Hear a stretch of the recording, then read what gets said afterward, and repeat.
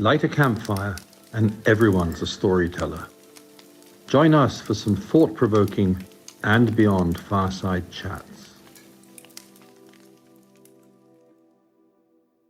Thank you for listening to Better World. I'm Megan Parker, and in this episode, we're setting sail into the Peruvian Amazon with Mark Wheeler, Chief Operating Officer of &Beyond's Business Development, and Cliver Rioja, Operations Manager of the &Beyond Amazon Explorer. Welcome, gentlemen, and thank you for joining me. Mark, starting with you, it would be wonderful to know what inspired &Beyond to expand into the Peruvian Amazon. Thanks, Meg. Well, we've been thinking about it for some time, and we've seen more and more interest in the Amazon from our guests in recent years, particularly because, as you know, &Beyond guests are very interested in nature and wildlife, and what better place in South America, or indeed the world, to immerse yourself in nature and wildlife than the Amazon. Obviously, as well, a lot of our guests are very interested in conservation, very conservation-minded people. And of course, the Amazon is the world's largest contiguous rainforest at 6.7 million square kilometers. It's larger than the next two rainforests combined. So, that was obviously something that we were very interested in from the beginning. Just from a way the destination works, the Amazon, and particularly the Peruvian Amazon, combines really well with various other destinations that our guests are also interested in, such as Machu Picchu and Cusco, a very famous area of Peru from a historical, cultural perspective, and another very famous wildlife destination in South America, namely the Galapagos, where we've recently launched our Galapagos Explorer. So, in essence, we were inspired to be able to join two of the continent's best wildlife and nature destinations through an expeditionary yacht in each location. Added to this, of course, these combinations are all easily accessible through around 8 daily flights between Lima and Iquitos. So, that made it fit very well from that perspective. And then, you asked what inspired us. Well, the Amazon is the lung of the world. And as a lot of people know, it's come under increasing threat in recent years.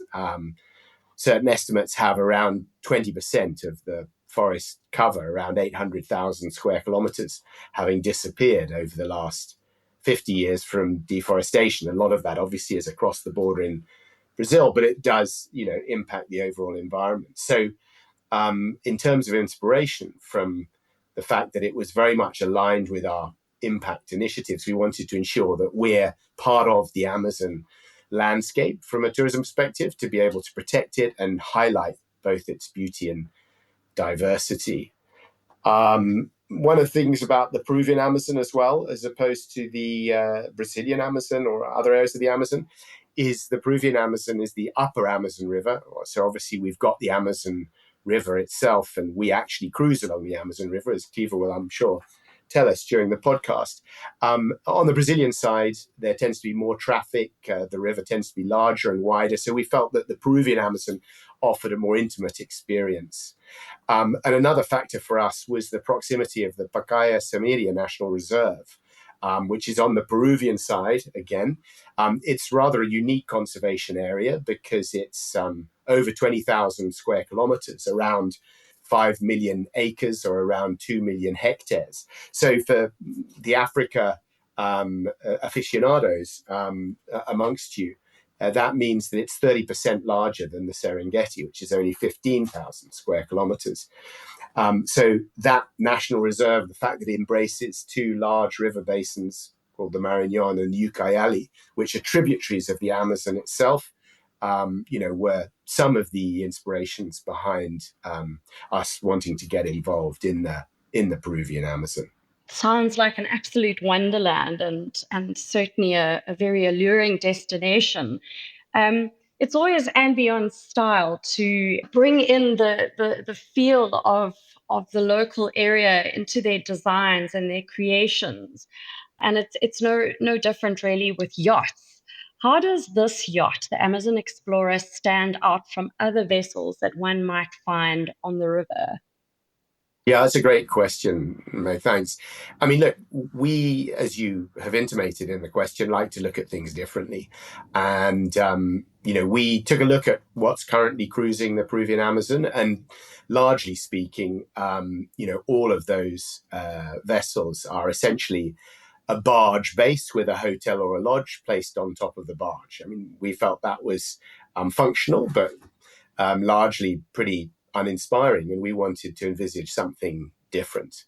Then we, as part of our sort of thought process, we started thinking about the Amazon itself, which you may or may not know, but it's famously called the River Sea. Because of its size, and particularly in the lower reaches of the Amazon, it almost is like being in the sea. So we started to think about ocean-going vessels, and obviously, when you look at ocean-going vessels, you consider the elegant lines that you can find on, beautiful yachts, rather than the rather unappealing barge look that currently exists on the Amazon. Then we started thinking, there are some ocean-going vessels that do cruise the Amazon, but only downriver from Iquitos, because they tend to be larger, and they can't access the other upper reaches of the Amazon River like we can on our expeditionary yacht. So we wanted to combine that feel of an ocean-going vessel, but take our guests deeper into the rainforest than some of these larger ocean-going vessels that cruise the Amazon can do.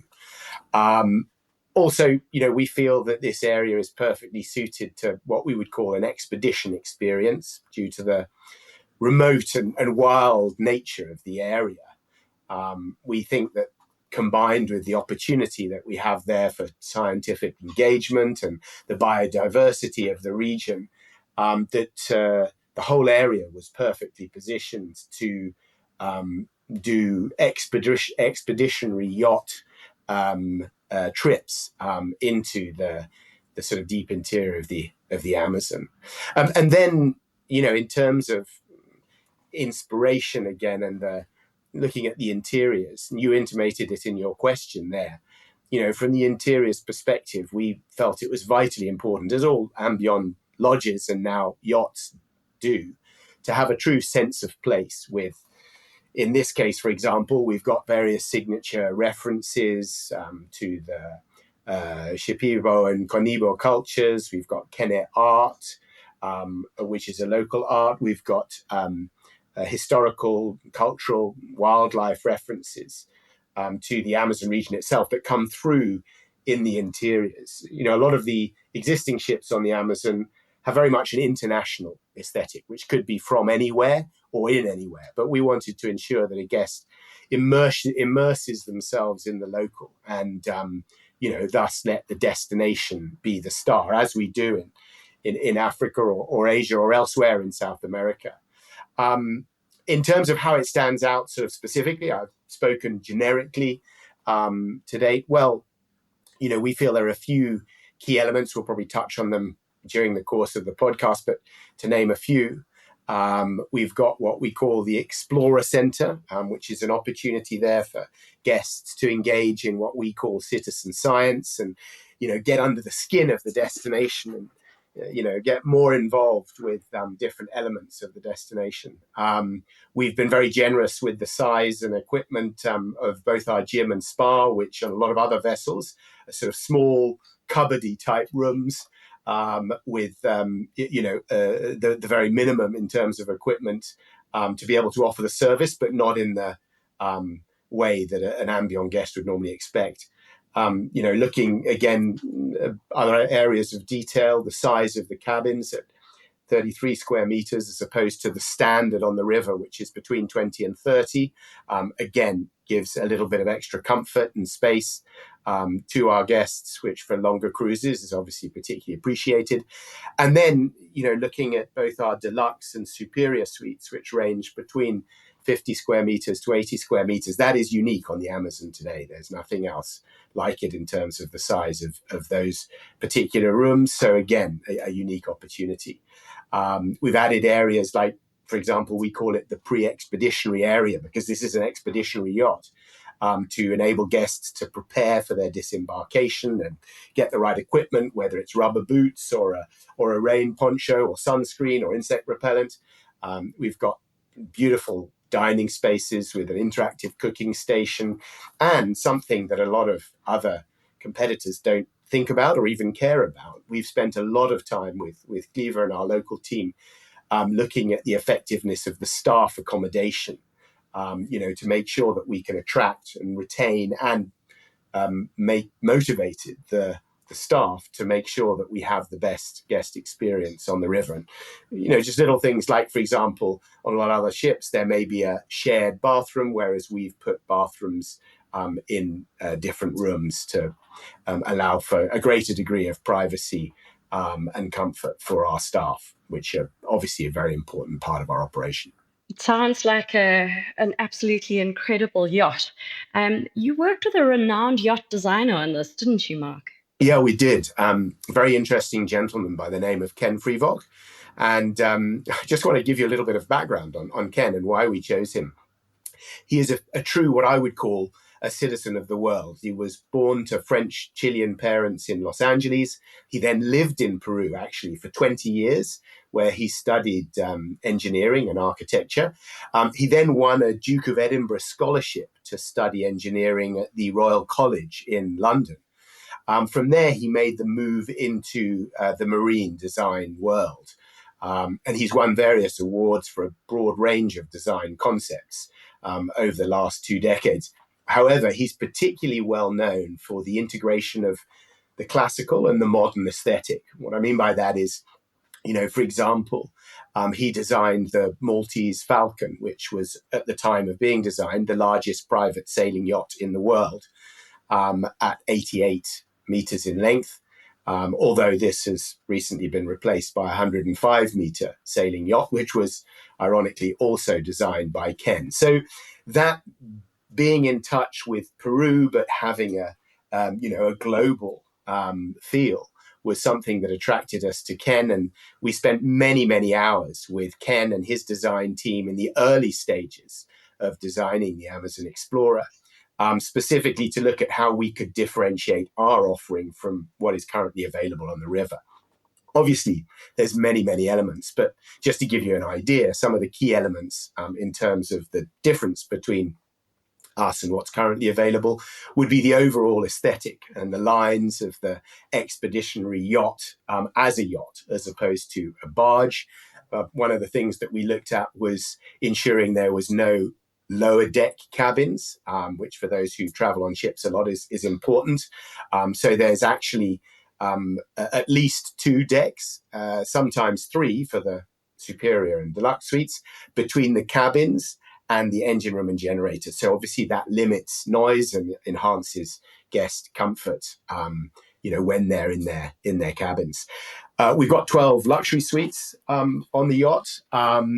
But they're all on one level to avoid differentiating between decks. You may see that some of the existing competitor set on the river, has a lower deck and an upper deck, and we felt that we didn't want to create that differentiation with our 12 luxury suites. But we have got that when you look at the superior and the deluxe suites, which are 1 deck above the luxury suites on the grand deck, and that allows for more space. As I mentioned earlier, those are 50 to 80 square meters of space, opposed to 33 square meters for the luxury suites. And because they are all together on that higher deck, it gives guests an opportunity, if they're traveling with friends or family, to take a certain area of the ship for those 3 cabins, the 2 superior and 1 deluxe, and almost have like a private area within a private expeditionary yacht.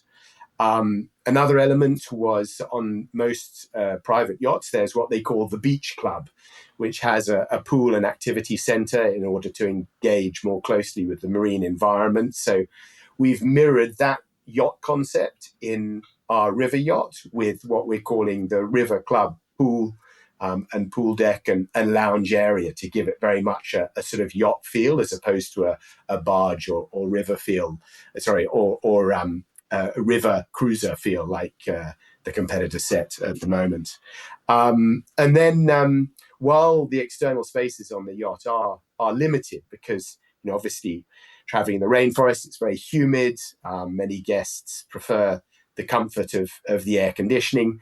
But we've got a lot of exterior spaces, and also we've ensured that both forward towards the front of the boat and aft towards the back of the boat, we have external spaces so that guests can engage with the rainforest as they want. So, for example, you've got a panoramic forward view on the sun deck, which is the top deck, and to the aft or the rear, the stern of the boat, you've got spaces on the grand and upper decks, as well as, of course, the River Club on the main deck with the pool and the sort of sun lounging area there, to be able to look both forward and back. And then lastly, another differentiation is Ken felt very strongly during the design process that the spiral staircases that we've put into the yacht, one interior and one exterior, would offer a old world elegance to deck transitions, and together with the large picture windows, will infuse the ship with light through the different decks, which we felt was particularly important for gaining that contact between the guests and the Amazon itself. Amazing. Sure. I mean, with and beyond having had mostly terrestrial lodges and camps up till now, and taking this onto the water to explore beautiful places like Galapagos and the Amazon, it's just extraordinary. And certainly the vessel sounds amazing. But let's turn our attention over to Cliver for a little bit. And perhaps you can tell us a little bit more about some of the exciting experiences guests can expect both on board and during excursions. Thank you. I think Mark already mentioned a lot about the boat itself, the yacht itself. I would like to mention that besides enjoying the yacht socials and facilities, we will offer a variety of engaging onboard activities, such as lectures, lectures on different topics related to the National Reserve, the environment, the local culture, wildlife, the use of tropical medicine plants, or enjoy our Amazon legends, provided by our expert guides on board. For those who love immersive experiences, we will offer cooking and cocktail classes where our guests can learn how to make the best ceviche and the perfect pisco sour.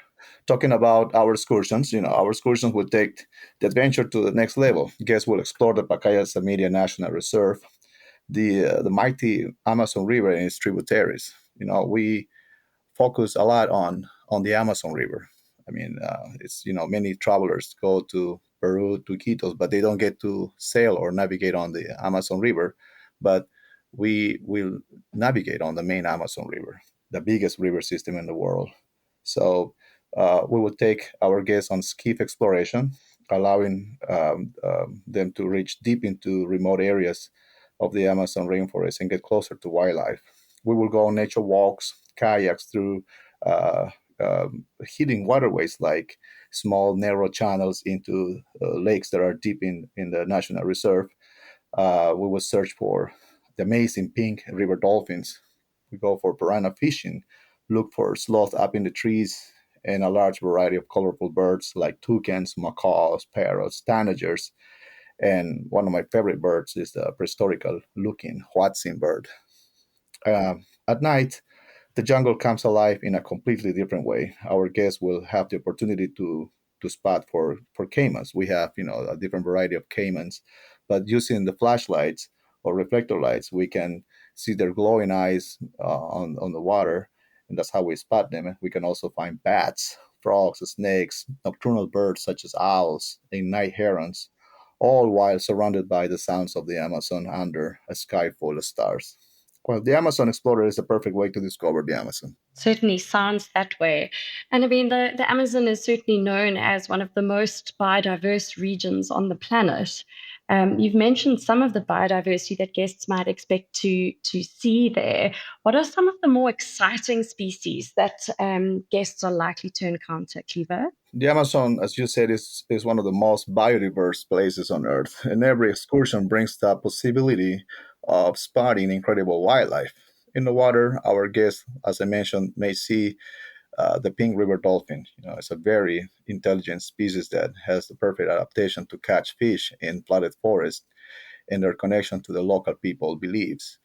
Guests also may see the black caimans. Adult males can average around 4 to 6 meters and up to 700 kilos, and it's considered the largest predator in the Amazon River basin. We can also go out and search for harpy eagles, one of the most powerful birds of prey in the whole world, colorful macaws and toucans, and if lucky, a glimpse of the elusive jaguar or the giant river otters. I can mention also about the huasina, as I said before. It's a cool bird because when they are babies, they have claws that comes out of their wings, and they make them look very prehistorical, only when they're babies. I did want to just ask you, what about jaguars? Are people likely to see jaguars from the river? In the past 2 months, I think there was a report of one jaguar swimming or walking along the banks of the Pacaya Samira National Reserve in one of the basins of the reserve. It was spotted by some tourists in the area. So it's not really common, but they are there. You can hear them. People sometimes find a lot their footprints or tracks, and some people were lucky enough to see a jaguar about 2 months ago. Wonderful. Those really are the quintessential jungle predators. So I'm Yeah, sure that's a question we'll be furnished with lots, is whether I know. our And guests are likely to see them. yes, and they're like on top of the food chain of life in there. I think as well, Meg, the thing is although, like Cliver says, the jaguars are there because of the thickness of the vegetation, it's how to see them. So as he said, you would generally see them on riverbanks or when they're more in the open rather than, deep in the forest where obviously it's difficult to see them. Exactly. So the vegetation is very dense. Sometimes when they change the location or they go in search of food, they cross the streams or lakes. They swim. They're great swimmers, and people can spot them doing that. Well, I suppose that's the alluring thing of a jungle, isn't it? That it's dense, it's thick, it's unpredictable. You don't know what you might find, but it's completely immersive because, the sounds will come alive at night and during the day. And just because you don't necessarily see something, you'll certainly be immersed right in the thick of things and in the sounds. Let's shift our attention a little bit to sustainability, which is at the core of And Beyond's mission. And Mark, maybe you'd like to unpack a little bit around the eco-friendly innovations and impact initiatives that are featured on the yacht or considered in this particular operation. No, sure, with the greatest of pleasure. I mean, as you say, that's something that really is very, very important to and beyond and our mission, our philosophy from the early days of the company and everywhere we operate. So we have been looking and making assessments of some solar options on the ship in order to generate some power for running certain areas of the ship at different times of day. To ensure that we're doing what we can from a sustainability perspective. I won't sugarcoat it that it's difficult, obviously, on a ship to give the solar impact that we would want and that we would have, for example, in a lodge, because obviously solar depends on the number of solar panels you have, and it's harder to fit the number of solar panels that we would want or need to be fully solar, on a ship where we have limited space. But we are planning to set up with the solar that we can do in the initial instance, and then look to improve on this as solar and battery technology improves over time. Another element, we were hoping and expecting to have electric skiffs. The skiffs are the little outboard boats that you do the excursions on, similar to game drive vehicles in Africa. We have made an exhaustive study here, but unfortunately at this stage, we don't feel they're reliable enough to offer the guest experience that we want, similar to the struggles that we're having implementing electrical vehicles in our African operations. So we've taken the view that we're not going to start with electric skiffs, but we're going to continue to monitor the improvements in the electric outboards that are available, and we would implement as soon as operationally viable. And then from the other elements of the impact ethos, if you like, from And Beyond, we're Obviously going to be using biodegradable amenities to make sure that we limit environmental impact in and around the river.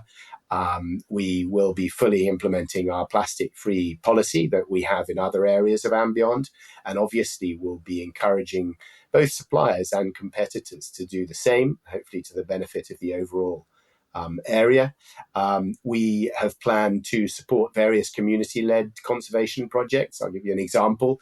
There's one that involves the repopulation of native river turtle species that we're going to be supporting, which we think is very important from the environmental perspective. We're looking to establish a scholarship program similar to our CLEF program in Africa to support the higher education of local community students and make sure that they have great opportunities that we can support them in. And another thing that we're looking to do on the educational side is be part of an Adopt a School program to provide school supplies and other elements to further education in the river and indigenous communities of the area, as well as, of course, as we do, for example, on Nemba Island in Tanzania, have various focus on cleanup activities in certain areas of the river. So although we're honing our impact strategy, and obviously, as we do elsewhere, any impact proposition that we put together involves detailed research and what we call a needs analysis of what is actually required in the environment when we operate before we start implementing something. I hope you can see that we've thought about it deeply and we've got some ideas to get us started on that front. Amazing. Well, having covered off our sustainability offering, Cliver, perhaps you would like to tell us a little bit more about the cultural side, local traditions, history. What can guests expect with regards to encountering the indigenous cultures of the Amazon? Well, the Amazon is not just about its incredible wildlife. I know people come to the Amazon expecting to look all these colorful birds and go and catch the piranhas and see as much as they can wildlife, but it's also more. It's home to reach. The Amazon is home to rich and diverse indigenous cultures. I mean, we ensure an authentic journey by fostering meaningful interactions with the local people who have lived there for generations. To facilitate this, we offer visits to local indigenous communities where guests can engage directly with local families, artisans, and leaders. I mean, they can interact with the families, children. These experiences go beyond simple tours. They are opportunities for real culture exchange, allowing guests to learn about traditional crafts, ancestral customs, and a deep spiritual connection these communities have with the rainforest. Can you tell us at all who are the tribes that live in the jungle that people will be encountering? What peoples are they likely to encounter? Well, in the Peruvian Amazon, most of the people living along the riverbanks are called mestizos, a mix of different cultures. And actually, I am like one of them. I am a mestizo. But the area, Pacaya Media, it has a lot of indigenous communities. They're all blending with the mestizos. We call them the Cucamedia tribe, and we also see in the some other communities of Shipibos, but the Shipibo is mainly in the upper Amazon. But a lot of Cucamedia and mestizos are found in the area of Pacaya Media and along the Marañón River. And Cliva, as somebody from the area and somebody who's been part of seeing the Amazon Explorer come to life, if somebody was considering a trip on the Amazon Explorer but hadn't quite made up their minds, what would you say to convince them that this is, in fact, the ultimate way to experience the Amazon? That's a good question. As a naturalist from the Amazon, I would say that the Amazon Explorer is not just a cruise. I have been working in the cruise industry for the past 10 years in managing positions. Before that, I was a naturalist guide or tour guide for over 20 years. But as I said, the Amazon Explorer is not just a cruise. It's the ultimate way to experience the Amazon in style and comfort. Unlike traditional river cruises, our expedition yacht design offers a more modern, exclusive, and immersive Amazon experience. we will explore deep into the Amazon rainforest and navigate on the mighty Amazon River. I have to refer this a lot because a lot of the other operators don't navigate on the main Amazon River. They say we are in the Amazon basin, but they don't really explore the Amazon River much. They explore the tributaries and other affluents of the Amazon, but not the main Amazon River. But we will do that. So that really it's a plus, an A plus, thing from our operation. Our excursions are designed to provide intimate encounters with wildlife and meaningful interactions with local communities. Our expert guides will share incredible insights about the wildlife, ecosystems, and the local cultures that makes the Amazon so special. We have carefully designed every detail, both on board and during excursions, to create a truly exceptional experience, ensuring that guests leave not only with memories, but also with a deep connection to the natural world. Wonderful. It sounds like an incredible adventure. Is there a best time to visit?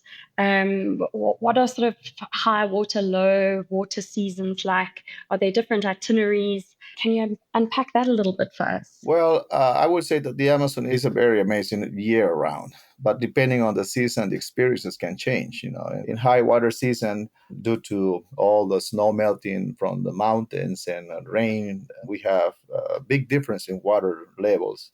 We can explore the rainforest in flooded areas, and all these flooded areas create a spectacular landscape where we can explore deeper into the jungle by skiffs. I mean, this is the best time for getting up close to wildlife and reaching areas that are not easy to get during the low water season or dry water season. You see a lot of fruiting and blooming trees, a lot of different flowers. Uh, and also during the low water season, we can see a lot of sandbars, and we are able to do more nature walks in areas there where it was like flooded during high water season. We can enjoy very special, like private, like excursions on sandbars or beaches along the river, and experience more exposed jungle trails. Making it ideal for more nature walks.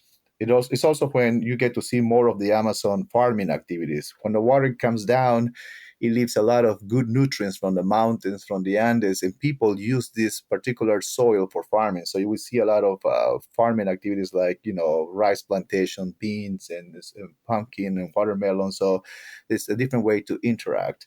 I would say that during low water season, to catch a piranha, it's very I will confirm catching a piranha in low water season because it's better season because of the low water and they're more concentrated in black waters. So it's good for piranha fishing during that season. Well, no matter when you visit, every season has something magical to offer. It certainly sounds like it. It sounds like an extraordinary environment and fairly challenging. Mark, I think and Beyond's going to have their hands full hiring and training and equipping guides in the Amazon to ensure that our impressive guiding standards feature in this new operation. No, for sure. And obviously, as you've touched on, Meg, our guided experience is absolutely core to the and beyond guest experience. I had a former colleague who used to say, and on the eighth day, God created the guide. Now, that's a little bit blasphemous, but, you can't overemphasize how important the guide is to the guest experience. And as you may or may not know, many of our management team started as guides, from our CEO, Joss Kent, and myself. I started as a guide. Cliver, as he's referenced earlier on in the call, started as a guide. So as ex-guides, for want of a better word, we all understand intimately, the importance of the guide and the impact of the guide on the guest. So first of all, absolute given that we realize the vital importance of the guide team. Next, as you heard Cliver refer to just now, he has vast amounts of operational experience, not just 10 years in management in the region, but also 20 years as a guide himself. And he, of course, therefore knows who are the best guides. And so our sort of start point, our foundation, if you like, is to start with an extremely strong guide pool in terms of the destination information that they have, their operational experience, and obviously years of very strong guest feedback from past guests with other operations. But what's vitally important to mention is that that's our start point. For a lot of other operators, that would be the end point. We'll just get some good guides and that would be it. But we'll take, these incredibly experienced guides, experience in terms of the destination and the operational experience they have, and then we'll bring in one of our guide trainers from Africa. As you probably know, we have various guiding schools in Africa. So we'll bring over one of the guide trainers to review things like the finer points of guiding with the Beyond team, to cover off key elements around what makes an Beyond guide as opposed to any other guide. How do you engage with your guest? How do you read your guest? To be able to personalize the information that you're giving them and the experience that you're offering on the basis of how you read your guest. A really important element, which I was never aware of before I joined Beyond, despite having been a guide myself in the past, was the process of self-assessment. When a guide's in the field, they're in front of their guests. They're not in front of a ship manager or something like that. They're in front of their guests, and that's it. So you have two forms of being able to ensure the levels of consistency that we would want. One is guest feedback, who will tell you how the guide is doing, but often if they're not doing well, that's too late to do anything about it by that stage. But crucially, we have a self-assessment process for guides, so that every excursion they will self-assess, and on every excursion they can make sure that they're giving their guests absolutely the best experience, and that the consistency is there. It's not up and down, it's throughout the guest experience and on every single excursion. And then there's other sort of technical elements, I would say, to guiding, which some guides may know, others may not. And I'm saying here, of course, things like in a certain sun setting, how to position the skiff for the best photography to avoid shadows and that kind of thing. How to engage your guests with storytelling techniques and, really more in-depth elements of guiding. Now, during that process, the Amazon Guide team will brainstorm various guiding innovations in the field with the guide trainer from Africa. So, really looking to combine the best of African and Amazon experience, throughout our collective experience in the different field areas where we've worked. And with that, we're going to be looking to take the guided experience in what is a new destination for Beyond, of course, to the next level, both for the destination and, of course, for Beyond ourselves. And then I'd say, lastly, after that initial process has taken place, there's going to be regular communication and sort of refresh or retrain opportunities between the guide team in the Amazon and also the Beyond guide trainers as a group, because that process doesn't stop the moment the guide trainer leaves and goes back to his home base. This is an ongoing process to ensure that we're constantly looking to enhance our guided experience and learn from the latest techniques from all areas of the Beyond operation. So I'd say those are sort of the key elements to how we want to make sure that our guided experience is the best in the Amazon. Excellent. And yeah, as an ex-guide myself, Mark, I couldn't agree more on the importance of good guiding. Cliver, if there was one piece of essential advice that you would give to somebody who was preparing for their first trip to the Peruvian Amazon, especially when it comes to navigating this unique environment and ensuring a memorable, safe experience, what would that piece of advice be? Well, I would say that come with an open mind and a spirit of adventure. That's the main thing. The Amazon is a place like no other. And my tips or recommendations will be to pack light and smart, like breathable clothing, insect repellent, and waterproof gear will make your trip much more comfortable. I would say that also trust your guides. And they know the jungle inside and out and will make sure you get the most out of every experience.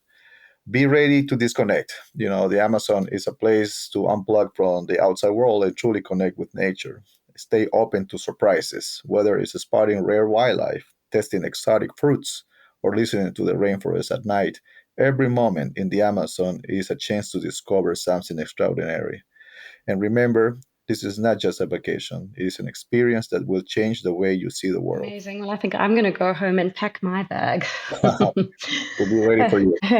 Clever, Mark, if I may just throw in a little impromptu question right at the end here, is just to ask you both to potentially share just a personal anecdote about your own experience. Mark, you've obviously had to travel quite a lot to the Peruvian Amazon in getting the whole Amazon Explorer up and going. What are some of the adventures that you've had along the way? Oh God, I mean, many adventures. I guess I could share my very first day as a guide. I can tell you this was well before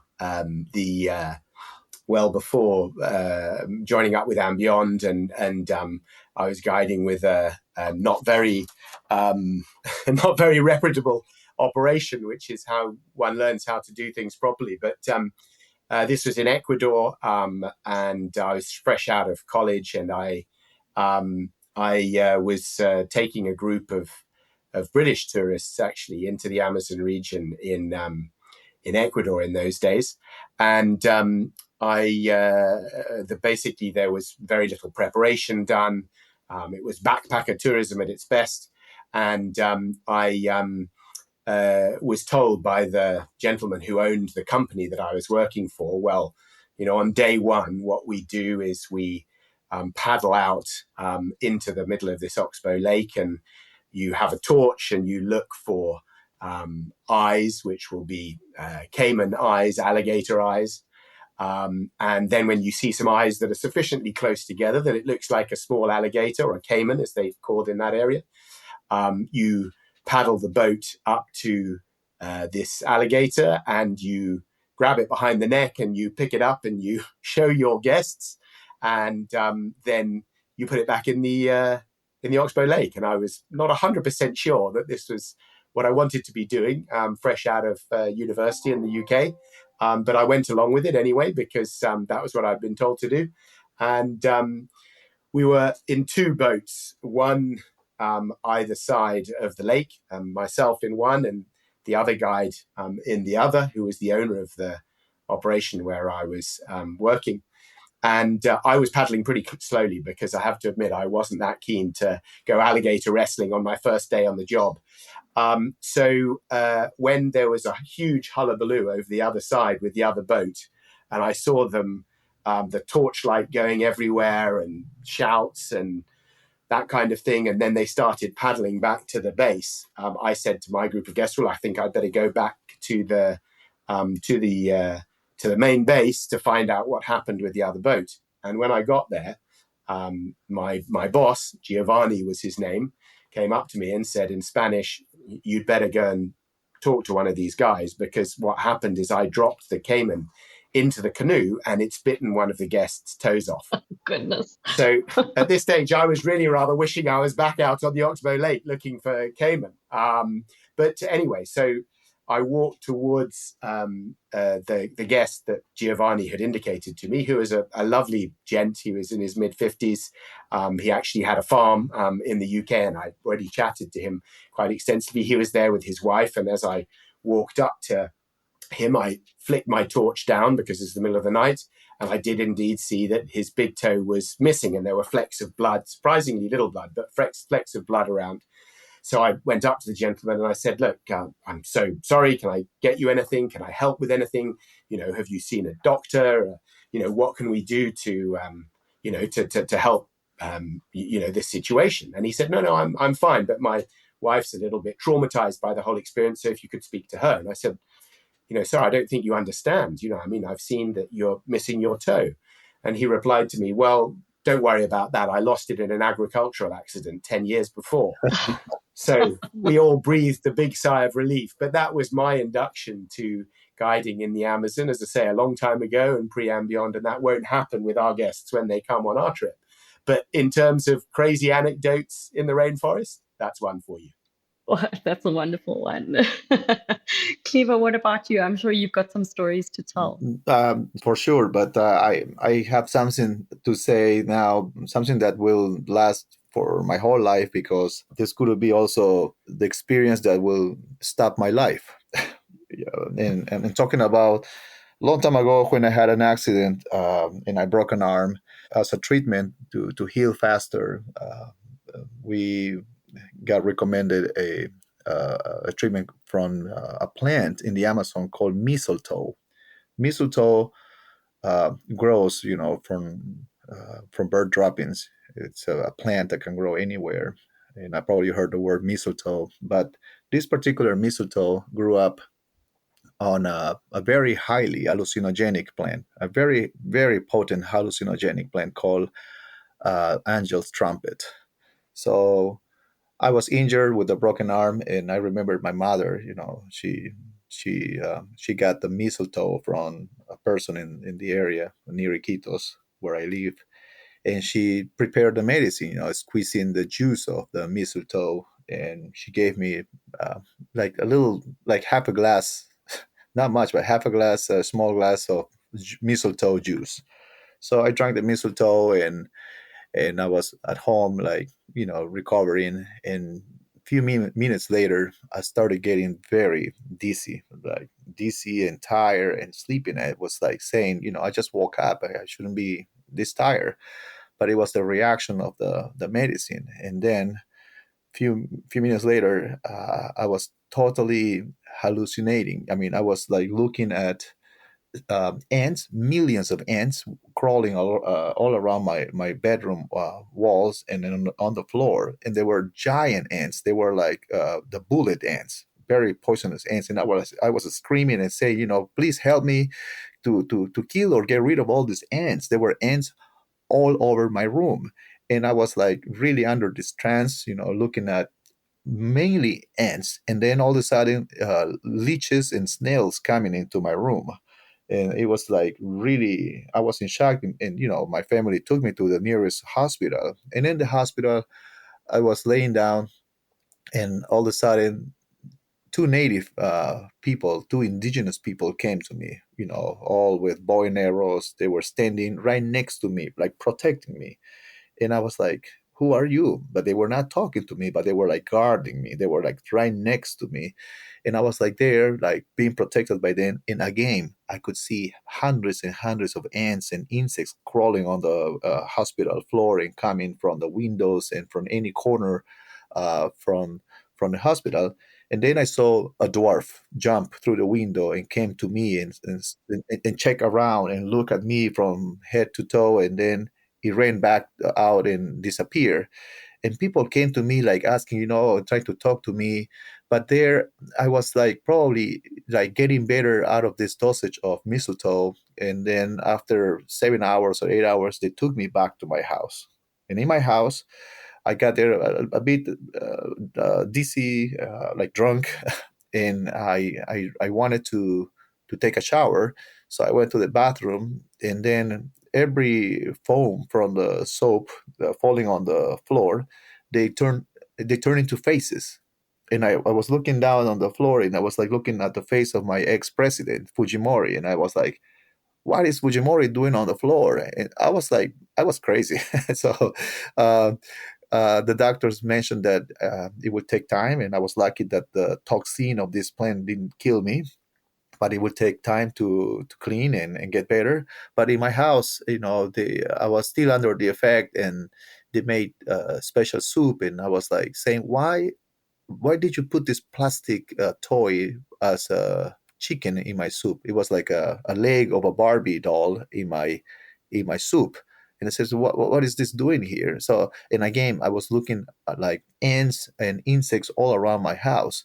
So then we were trying to figure. My mother was very, worrying. She was feeling guilty about this, and so we tried to find out about the medicine. And it happened to be that this mistletoe that my mother bought, it was from someone's farm or a backyard that had a mistletoe, but on top of an angel's trumpet plant. So it had all the toxin, all the alkaloids from this plant, and that's what I had for my medicine. So that's an experience that I will never forget, because my mother trying to help me and heal me. He almost killed me, but it was the wrong mistletoe. That's an experience that I can tell my children and everybody. Especially looking at Fujimori's face on the floor from the shampoo or soap foam. Goodness, that certainly is a story that'll stay with you your whole life. Yeah, and like, when I talk about medicinal plants, I tell people, if you don't know about this fruit, don't eat it, because this could be the last bite of your life, because there are so many plants in the Amazon that are used for medicinal purposes that have been studied and discovered by indigenous people and practiced nowadays. But you just think about, how many lives, disappear because of testing and trying this and that. There are so many plants in the Amazon that are there to help people, and also, if you don't know, it can kill you. Absolutely. And I think these stories are proof, as is everything else you have both said this afternoon, that there are many, many wonderful ingredients here for just the most incredible adventures. And thank you so much for taking time to share these with us. And we just wish the Amazon Explorer everything of the best from its maiden voyage and onwards. So thank you to you both for chatting to Better World. Well, thank you. Thanks very much. Very great to chat. Thank you for listening to Leave Our World a Better Place. Don't forget to subscribe to make sure that you never miss an episode. If you'd like to find out more about And Beyond, please log on to our website at andbeyond.com.